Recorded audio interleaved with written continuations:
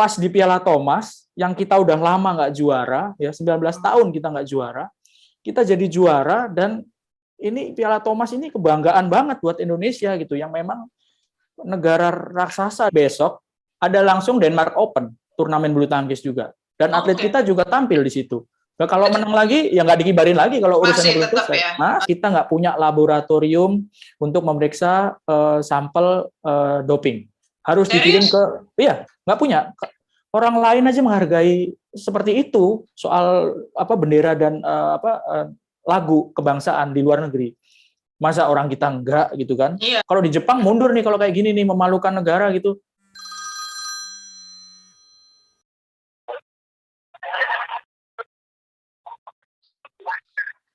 Halo semua, jumpa lagi di Nyambung bersama saya Dina Praptora Harja.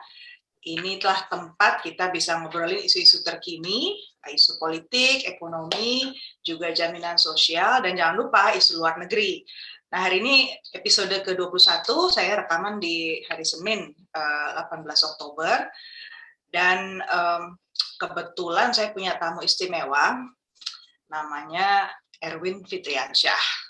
Dan ntar giliran ya, kamu yang perkenalkan dirimu. Tapi saya mau ngomongin ini nih hari ini. Indonesia itu kan baru memenangkan Piala Thomas 2020 ya, yang kemarin diselenggarakan di Aarhus, Denmark. Kita dapat trofi terbanyak, 14 buah katanya, mengungguli negara manapun, termasuk Cina yang selalu jadi kompetitor kita di Piala Thomas. Malaysia pun kalah di belakang kita, kayaknya bangga banget kita kalau di depan Malaysia ya. Jadi saya Erwin, saya kira juga mengucapkan selamat buat para atlet bulu tangkis kita yang sudah mengharumkan nama bangsa di ajang yang bergengsi di dunia. Selamat ya. Terima kasih buat dedikasinya, membawa kebanggaan buat bangsa. Nah, cuman kenapa Nyambung mesti ngangkat isu soal bulu tangkis nih? Karena menurut saya ada satu kejadian aneh. Dan para pendengar Nyambung tentu perlu tahu supaya nyambung. Kita bahas khusus karena ternyata pas piala diserahkan, bendera merah putih tidak berkibar. Nah, saya bersama Erwin Fitriansyah, jurnalis olahraga dari bola.com, dan juga titik-titik. Nah, titik-titiknya diisi sendiri ya, Win. Tapi yang jelas saya sama Erwin ini kita akan pura-pura nggak kenal hari ini, atau kita pura-pura kenal? Saya ikut aja sebagai tamu, ikut tuan rumah aja. Erwin ini teman kuliah saya. Kamu kuliah nggak sih dulu? Kuliah, tapi banyak bolosnya makanya jarang ketemu. Kalau Dina kan rajin kuliah. Erwin itu dari dulu penggila bola. Bola nggak apa-apain aja digila-gilain. Iya, Erwin ini juga penggemar berat Warkop ya. Warkop DKI sama Sri Mulat. Coba lo perkenalkan diri dulu, Bang Erwin. Bung ya. Erwin. Ya, saya Erwin Fitriansyah, saya jurnalis olahraga. Kebetulan sejak lulus kuliah itu memang kecemplungnya ke dunia jurnalis dan langsung ke olahraga gitu. Jadi benar kata Dina tadi, kalau saya menggilai sepak bola, ini sih sebenarnya secara umum ya, sepak bola, olahraga lah ya, olahraga secara umum gitu. Terus kebetulan suka nulis, pas lulus ya alhamdulillah kecemplung ke dunia jurnalis, tulis-menulis, dan olahraga gitu. Jadi kayak hobi yang dibayar. Dan nggak pernah pindah ke desk lain gitu. Alhamdulillahnya nggak pernah ke desk lain, karena saya selalu bekerja di media olahraga. Itu sih. Oke. Nah itu tamu istimewa kita, maka jangan kemana-mana, kita membahas lebih lanjut soal sepak bola dan isu-isu yang ada berkaitan dengan soal Piala Thomas inilah ya, soal olahraga lah secara umum, dunia olahraga Indonesia, apalagi di tingkat internasional. Terima kasih juga untuk para subscriber Nyambung yang sudah ikut. Yang my subscribers who are non-Indonesians, my apology. This time I am speaking in bahasa Indonesia. We are talking about our nation, so maybe next time we can talk about your nation too. Tapi apresiasi buat semua yang sudah share, like, dan komen. Tunggu aja episode berikutnya akan membahas juga yang sudah kalian komenin ya. Nah, hari ini isu yang paling hangat di Indonesia kita bahas. Jadi tadi kembali ke poin, masuk Piala Thomas diserahkan, si benderanya merah putih ini nggak berkibar. Malah yang bendera Persatuan Bulu Tangkis seluruh Indonesia nih yang berkibar. Reaksi awalmu apa, Bung Erwin? Sebenarnya ini kan sudah kebaca lah ya, sudah ada lah tanda-tandanya gitu kalau kejadian seperti ini gitu ya, buat orang-orang yang memang concern gitu ya. Kebetulan kalau wartawan pasti apalagi olahraga ya pasti tahu gitu ya isunya, karena ini sudah sejak sekitar 2 minggu yang lalu lembaga doping internasional atau WADA ini ya kasih warning gitu, kasih peringatan ke Indonesia, kamu Indonesia gitu, kamu beserta Thailand dan Korea Utara gagal memenuhi aturan doping internasional karena kalian nggak menyerahkan sampel doping tahun 2020 ya. Resikonya adalah salah satunya adalah pada saat turnamen internasional kalau atlet kamu menang itu bendera nggak boleh dinaikin gitu, nggak boleh dikibarin gitu. Lagu kebangsaan boleh tetap gitu, boleh tetap dinyanyiin, medal seremoni atlet kita tetap boleh tanding, tapi bendera nggak dikibarin. Jadi aturan ini sama sebenarnya. Semua negara pasti kena kalau dia nggak bisa mengirimkan sampel itu. Iya, sama. Jadi Thailand dan Korea Utara juga mengalami hal yang sama. Sanksi lainnya adalah Indonesia nggak boleh menggelar, negara-negara yang terkena hukuman ini, nggak boleh menggelar turnamen atau kejuaraan internasional gitu. Jadi apapun turnamennya, kalau internasional olahraga ya, itu nggak boleh selama sanksi ini masih belum dicabut oleh WADA. Gitu. Jadi ini persoalan yang serius, bukan cuma sekedar bendera nggak naik, yang penting kita menang, enggak sama sekali enggak, bukan hal yang bukan hal yang remeh gitu. Jadi sekitar 2 minggu yang lalu udah di sounding gitu bahwa kena hukuman loh Indonesia ini gitu. Tapi kan pemerintah dalam hal ini kan Menpora dan LADI ya, lembaga anti doping Indonesia ini berkilah sempat bilang bahwa ini baru warning kok gitu, kita masih bisa banding, belum keputusan final gitu. Begitu kenanya itu kalau orang Perancis bilang dilalah ya. Dilalah itu kok pas di Piala Thomas yang kita udah lama nggak juara ya, 19 tahun kita nggak juara, kita jadi juara, dan ini Piala Thomas ini kebanggaan banget buat Indonesia gitu, yang memang negara raksasa di bulu tangkis, dan bulu tangkis ini kan cabang yang selalu membawa kebanggaan di kita kan. Selalu setiap olimpiade, kecuali di Olimpiade London 2012 dari tahun 1992, selalu menyumbangkan medali emas. Bukan medali kaleng-kaleng, dari bulu tangkis aja gitu. Nggak ada cabang lain yang bisa menyumbangkan medali emas kecuali bulu tangkis. Jadi memang ini kebanggaan, pride-nya Indonesia sejak kita belum lahir mungkin ya, Din ya. Dari tahun 50-an, tahun 60-an itu Indonesia memang raksasa di bulu tangkis, dan dilalahnya kok hukumannya itu membuka mata orang ketika Indonesia juara di Piala Thomas gitu.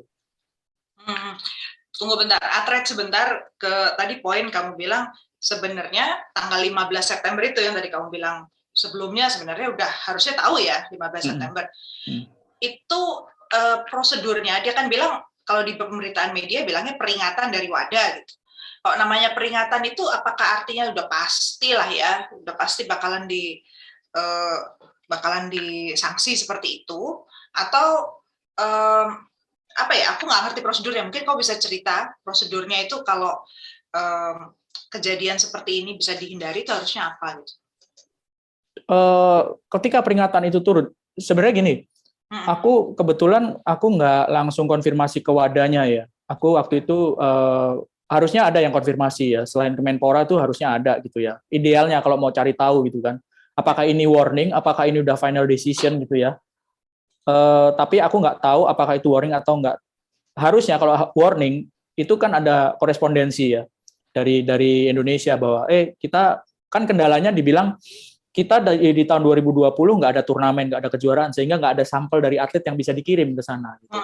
Ya kan? Katanya gitu. Kalau misalnya problemnya memang itu, ya diomongin aja sebetulnya kan, kita punya kesulitan ini loh. Kita baru ada turnamen di PON atau misalnya di Piala Sudirman gitu ya. Baru itu yang bisa diambil, karena selama ini atlet kita memang nggak pernah tanding gitu, ya kan. Tapi nggak tahu apakah itu dilakukan atau enggak, ya kan, sama pemerintah. Kalaupun itu warning ya, apakah itu sudah dilakukan, korespondensi itu apakah sudah dilakukan oleh LADI atau pemerintah dalam hal ini Kemenpora ke WADA ataukah enggak gitu. Tapi yang jelas kan di Piala Thomas kemarin tahu-tahu duer gitu kan, Tapi hukuman ternyata. nggak ada konfirmasi berarti ya bahwa itu sudah dilakukan sejak tanggal 15 itu ada something was done gitu, nggak ada?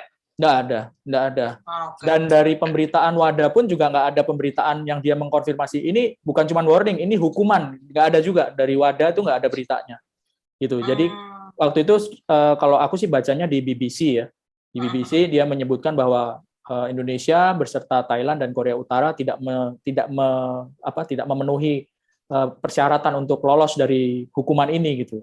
Ya tapi dari semua artinya gini, dalam situasi pandemi seperti sekarang, kan bukan cuma 3 negara itu aja yang ngadepin, yang nggak punya turnamen. Kok cuma 3 negara? Ya, kan ada ratusan negara.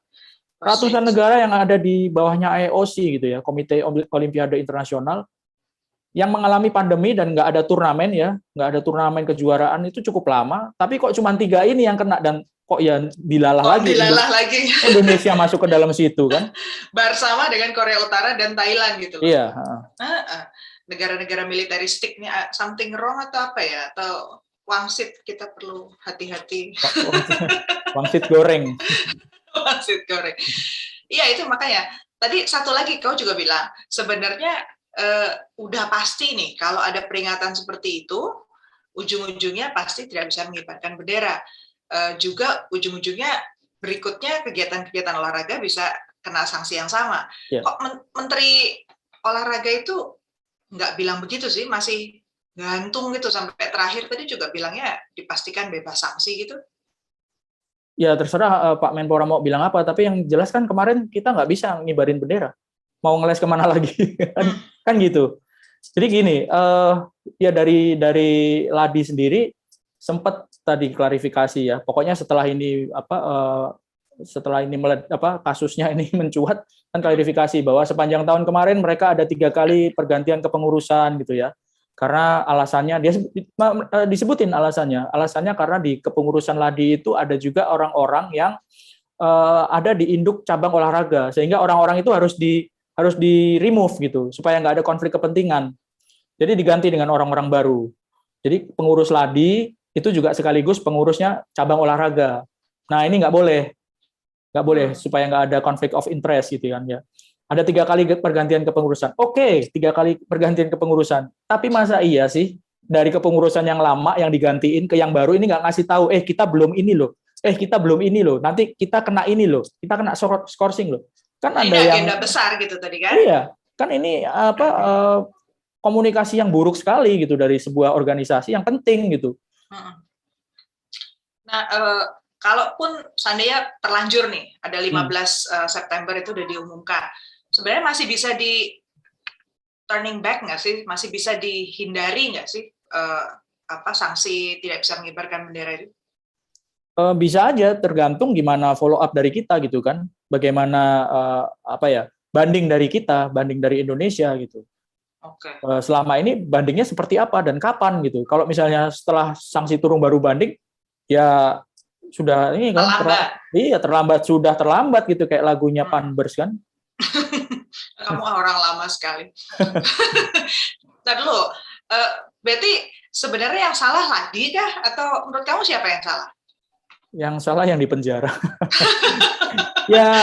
ya sekarang gini, yang bertanggung jawab atas korespondensi yang harus lapor itu siapa? Ya Ladi.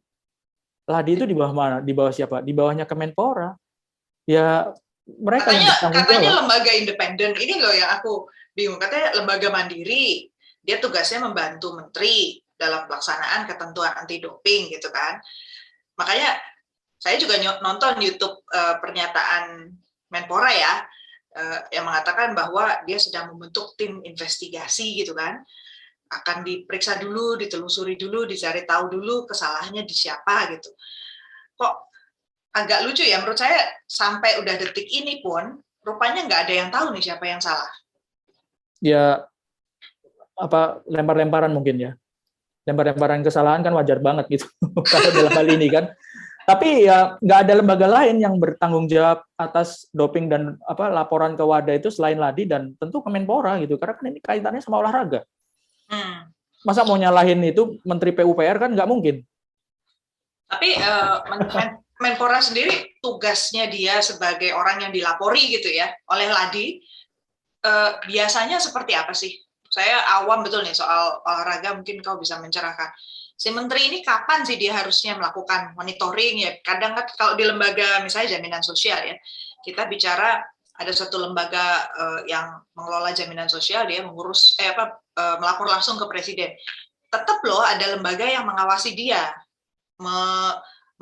mengecek kerjaan-kerjaan mereka, juga tahulah progresnya di tempat itu gitu. Nah, kalau dalam olahraga nih lembaga seperti Ladi yang menurut saya sih penting banget ya, lembaga anti doping itu. Ya. Itu ada yang ngawasi nggak? Ya harusnya ada, kan Menteri juga, Pak Menteri kan tanggung jawabnya banyak ya, kerjanya juga banyak gitu ya. Kan pasti dibantu, ada staf khususnya juga, ada staf ahlinya juga.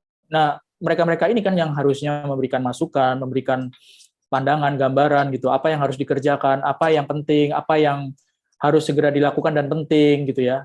Ritual apa setiap tahun yang harus dilakukan, kan ya itu yang tugasnya dari para staf ahlinya Pak Menteri ya. Saya rasa di lembaga-lembaga lain pasti juga ada kan seperti itu kan. Jadi kembali lagi nih, masih menurut saya masih belum clear. Saya belum sepenuhnya nyambung soal si pernyataan Menpora ketika dia ditanya seperti ini juga, selain dia mempertanyakan Ladi, terus si Ladinya jawabannya kan, oh itu pengurus yang lama gitu kan, masalahnya kita masih baru mempelajari gitu kan. Lalu Menpora justru bilang, tolong minta dijawab ini si Komite Olimpiade Indonesia gitu kan. Kalau kamu bisa gambarkan antara Wadah, Ladi, sama Menpora, sama Komite Olimpiade Indonesia, ini hubungan kelembagaannya atau komandonya gitu, kalau urusan kayak gini nih, ini sentral banget kalau menurut saya ya, soal Indonesia ini diakui atau enggak gitu di ajang internasional. Itu seperti apa sih, Queen? Ya kalau Komite olahraga Indonesia kan yang istilahnya kan mereka yang punya atletnya gitu ya. Mereka punya atletnya, mereka yang tahu agendanya, ada turnamen apa ya kan, atletnya ini tanding di mana. Nah, atlet-atlet ini yang diperiksa kan oleh Ladi kan. Sepengetahuan Menpora juga gitu. Ya semuanya pada dasarnya kan semuanya ada di bawah Kemenpora gitu. Kalau dalam hal ini gitu. Jadi sebenarnya simpel kok kan ya. Ini yang punya atlet komite olahraga gitu. Atletmu ada agenda apa aja, misalnya nih ya, Ladinya tanya, atletmu ada agenda apa aja, di mana aja gitu. Mau tak ambil sampelnya nih, sekian banyak sebagai syarat dari untuk diserahkan ke Wadah gitu. Ya udah gitu aja sebetulnya kan, dan semuanya itu ada di bawah Menpora gitu. Jadi nggak ribet kan sebetulnya kan? Harusnya sih enggak, berarti iya. harusnya Menpora ambil tanggung jawab dong. Ya harusnya begitu. Nah, orang di bawahnya Menpora gitu. Kan urusannya Menteri Olahraga kan itu kan sebenarnya. I think so, kecuali dia udah ganti portofolio ya. Dalam semalam kita nggak tahu apa yang diurus sih. Jadi kalau Menpora bilang netizen kan udah bilang nih, harusnya dia tanggung jawab tuh, mundur gitu. Kalau menurutmu apa? Ya itu kan resiko yang paling berat gitu. Netizen kan ya kejamnya netizen Indonesia kan. Kalau netizen kan ngomong nggak ada beban aja, ya udah mundur aja gitu. Tapi memang kalau dibandingin misalnya ya, kalau di Jepang mundur nih kalau kayak gini nih, memalukan negara gitu. Iya. Kan bukan hal yang aneh sebetulnya kalau mundur gitu. Ya kan, karena tadi ya menurut saya, mosok sampai udah terjadi kayak gini, poinnya masih tetap dicari dulu siapa yang salah gitu kan. Terus pertanyaan saya kan juga, kalau udah tahu siapa yang salah, and then what gitu kan. Iya. Dan kesan saya timing itu sensitif gitu, karena kita masih punya beberapa agenda. Nah, saya nggak tahu juga nih, dirimu bisa mencerahkan nggak soal time frame ya? Time frame orang memenuhi, tadi dia bilang kan katanya mau kirim sampel dari atlet-atlet PON gitu kan ya, untuk memenuhi yang berikutnya nih, anti doping. Itu menurutmu cukup nggak window of timingnya untuk yang berikutnya itu diselesaikan? Kan katanya sih Ketua Komite Olimpiade Indonesia ini kan akan berangkat ke Eropa gitu kan, mencoba menyelesaikan masalah ini gitu. Dia jalan ke sana itu memadai nggak timingnya itu? Aku nggak tahu Ketua Olimpiade ini ya, Raja Sabta Oktohari ya. Kapan beliau berangkat ke Eropanya? Oh. Sangat mungkin adalah ini sebagai upaya paling cepat ya untuk melobi gitu ya. Daripada korespondensi lama-lama gitu, mungkin Pak Raja Sabta ini berangkat ke sana, lobby, kasih tahu bahwa kita kesusahan karena gini. Tapi untuk ngambil sampel dan diperiksa itu nggak sebentar, karena kita nggak punya lembaga, kita nggak punya laboratorium untuk memeriksa sampel doping. Harus dikirim ke, iya, nggak punya, mahal untuk bikin itu mahal. Untuk bikin lab itu ada sekitar mungkin 150 sampai 200 miliar perlu. Jadi fasilitasnya khusus gitu, atau karena harus diawasi untuk ngirim itu ya fasilitas lab. Jadi kita harus kirim ke luar negeri, Terakhir itu ke Singapura. Nggak tahu di Singapura itu masih ada apa nggak? Apa udah ditutup itu lab itu? Kalau nggak ada harus lebih jauh lagi berarti kan? Ke Jepang, ke Korea atau ke China. Ya, dan biayanya nggak murah. Kan yang diambil sampelnya itu bukan cuma 1, 2, 5, 10 atlet, nggak, puluhan atlet gitu kan. 700 katanya. Ya, dalam 1 tahun itu kan puluhan bahkan ratusan gitu. Waktu masih di Singapura itu satu sampel itu sekitar 7 juta. Kali 700 coba. Berapa? 490 ya, apa berapa tuh? Jadi gitu. Jadi nggak semudah dan nggak sesimpel, nggak sedekat dan nggak semurah yang seperti kebiasaan, nggak, karena kita belum punya fasilitasnya. Ini sampel urin gitu ya? Iya, sampel urin. Jadi kalau habis tanding atletnya secara acak ditarik siapa gitu ya, terus disuruh ambil sampel, masuk gitu, udah selesai gitu. Oke. Berarti apakah ada konsekuensi bahwa yang kemarin menang ini karena dia belum lolos judulnya kualifikasi untuk si bebas doping ini, apakah ada konsekuensi buat mereka? Yang lolos itu maksudnya apa? Maksudnya yang udah menang Thomas Cup ini kan karena ada masalah itu enggak? Enggak, tetap menang, tetap sah, tetap menang gitu ya. Dan saya rasa atlet profesional seperti atlet-atlet bulu tangkis tuh ya, yang udah kelas dunia, mereka juga udah tahu mana yang boleh, mana yang enggak gitu. Jadi kecil sekali kemungkinan mereka kena doping gitu ya, kecil sekali. Kan hampir nggak pernah, sepanjang saya liputan, sepanjang saya suka bulu tangkis, itu nggak pernah ada kayaknya yang kena terganjal kasus doping, nggak ada. Gitu. Atlet bulu tangkis loh ya. Begitu. Jangan-jangan kepedean ini juga menular kali, Win. Persis kayak kamu itu. Toh kita nggak pernah ada masalah, harusnya nggak apa-apa dong, orang ngerti dong, gitu. Oh, enggak. Karena aturan kan tetap aturan gitu. Iya kan? So. Betul, saya setuju. Makanya kembali ke poinmu yang pertama, harusnya kan secara internasional profesionalitas lah ya, kita nggak bicara soal nanti orang juga ngerti gitu kan, atau ini masalah kecil gitu ya. Yang disayangkan kan sebenarnya ini kan bukan hal yang baru gitu loh. Ini kan udah dilakukan selama bertahun-tahun gitu. Ini kan hanya repetisi aja gitu, ritual lah ya. Bagaimana mungkin gitu ritual bisa sampai lupa? Oke lah, kita pandemi gitu ya. Pandemi ini kan memang mengubah segalanya. Tapi ini kan ritual yang nggak hilang karena pandemi gitu. Loh, mantan Menpora kan juga bilang kan, Roy Suryo kan bilang katanya pernah masalah yang serupa di 2017, sempat mau mengancam Asian Games. Ya, tapi kan nggak kejadian akhirnya kan. Nah, iya itu. Berarti sempat, artinya apa memang ada penurunan kualitas pengelolaan ladi secara umum atau Kemenpora secara lebih besar lagi? Nah, itu harus itu masalah sensitif ya, karena kan kita harus bicara data. Kebetulan aku belum cari data soal itu. Okay. Gitu. Sebenarnya kan gini. Yang lebih penting lagi adalah banyak orang yang, bahkan teman-temanku ya, teman-teman saya bilang ya udahlah nggak apa-apa lah, orang kita udah juara ini. Nggak sesimpel itu. Kalau misalnya tahu bagaimana atlet itu berjuang. Oh ya, yang perlu diingat ya, hanya ada 2 momen bendera merah putih, bendera kenegaraan kita itu naik di luar negeri. 1, acara kenegaraan ya, bendera naik dan lagu kebangsaan bunyi. 2, ketika atlet kita menang di turnamen internasional. Hanya ada 2 itu loh. Jadi bagaimana sakralnya bendera dan lagu dinyanyiin di luar negeri itu penting sekali gitu. Kalau misalnya ngikutin atlet itu latihan seperti apa, setiap hari gila-gilaan latihannya, habis waktu mereka untuk latihan, nggak punya waktu untuk senang-senang, untuk apa bersosialisasi itu terbatas dari kecil lagi.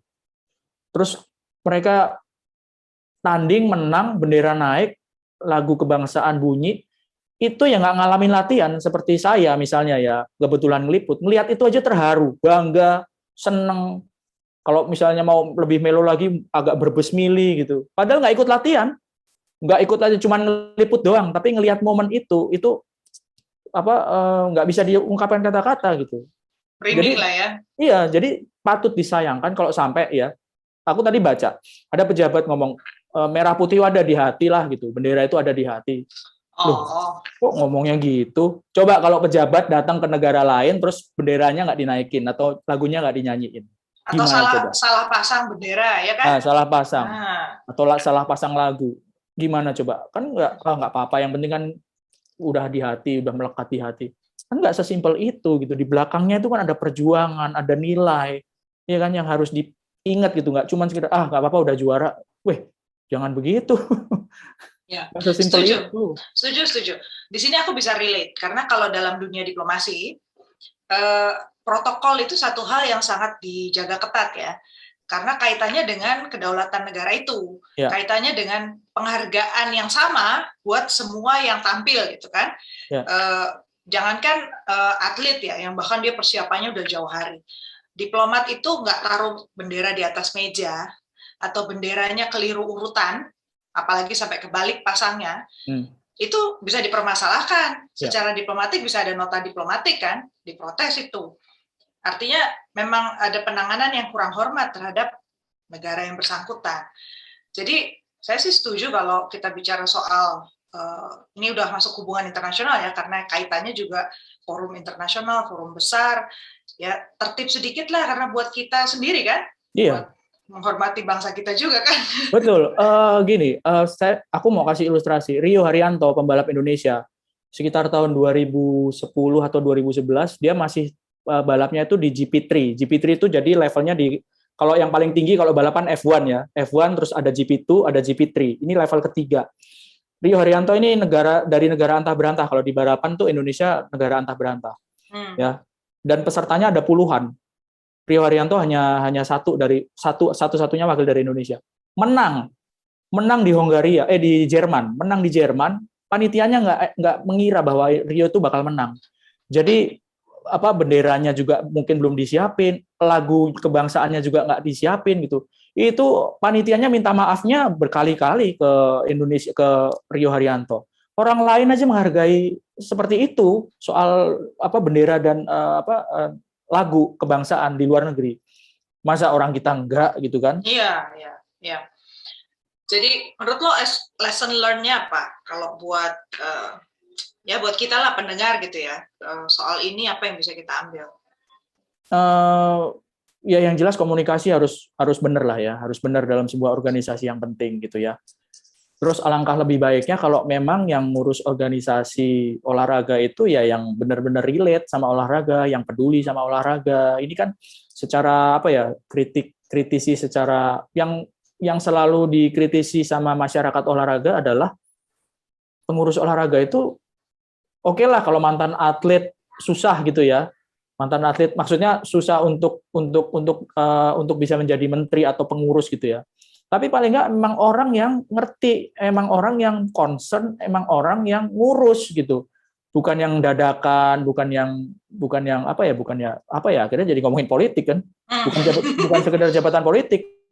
Dari pertama kali ada menteri olahraga, nggak pernah ada menterinya itu memang background olahraga. Entah itu mantan atlet, entah itu mantan pengurus olahraga yang benar-benar ngurus ya, bukan cuma karena ditunjuk karena dia punya jabatan. Nggak ada yang backgroundnya olahraga pure gitu. Belum ada. Ini kan yang selalu disuarakan sama masyarakat olahraga kan. Gitu. Olahraga ini bukan hal yang sederhana gitu. Negara-negara besar Amerika, Australia, Inggris, Prancis, Rusia, Cina, olahraganya dahsyat-dahsyat di Olimpiade, bukan hal yang main-main gitu. Jadi kita masih menjadikan olahraga itu sekedar bonus ya, kosmetis aja gitu ya. Ada. Iya. Padahal olahraga itu kalau di dunia internasional, hubungan internasional itu juga satu instrumen perdamaian yang paling diandalkan juga loh. Itu bisa jadi channel komunikasi yang efektif gitu kan. Iya. Mendekatkan antar negara tanpa merasa harus politis satu sama lain kan. Betul. People to people connection. Jadi, well, ya semoga didengar ya Win ya. Kalau saya berharapnya juga kasus ini segera dapat titik terang, kita nggak lama-lama, jangan dianggap cuma ributnya hari ini aja gitu ya. Iya. 1-2 hari, tapi nanti nggak jelas follow up-nya apa, itu yang saya khawatir juga, kasihan juga orang-orang yang sudah berjuang di dunia olahraga ini, punya jiwa di olahraga ya, seperti kamu. Karena kalau nggak diurus kan ya udah sanksinya gitu aja, nggak usah lama-lama. Ini besok ada langsung Denmark Open, turnamen bulu tangkis juga, dan atlet kita juga tampil di situ. Nah, kalau menang lagi ya nggak dikibarin lagi kalau urusannya belum selesai. Ya? Masih tetap. Nanti weekend depan ini berapa? Tanggal berapa tuh weekend depan tuh? Hari Minggu itu pertandingan finalnya Denmark Open. Kalau ada wakil Indonesia lolos ke final dan juara di situ, dan bukan tidak mungkin jadi juara, orang kita baru Piala Thomas baru juara gitu kan ya, kita punya jagoan-jagoan di situ. Kalau tampil di Denmark Open dan juara, ya udah pasti sama kejadiannya, nggak ada bendera merah putih naik, gitu, bendera PBSI yang naik. 23 ya, tanggal 23-24. Iya, weekend ini. Oke, jadi nggak usah mikir yang jauh-jauh yang di Mandalika dulu ya, yang besok minggu depan aja udah ada ya.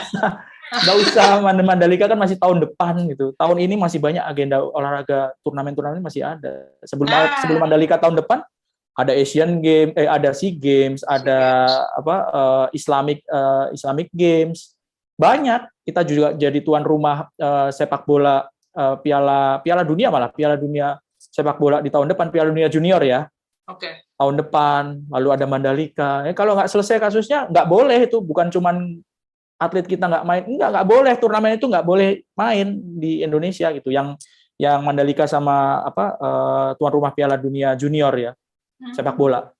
Kita jadi tuan rumah itu. Wah, benar-benar ya. Iya, nggak sesimpel itu. Makanya kalau orang ngomong, kan kita udah juara, sembarangan aja udah juara. Banyak itu. Kalau orang Jawa bilang kan sawang sinawang, apa yang terlihat nggak seperti apa yang kelihatan. Iya, di belakangnya itu kan banyak masalah-masalah atau yang harus dipikirin kan.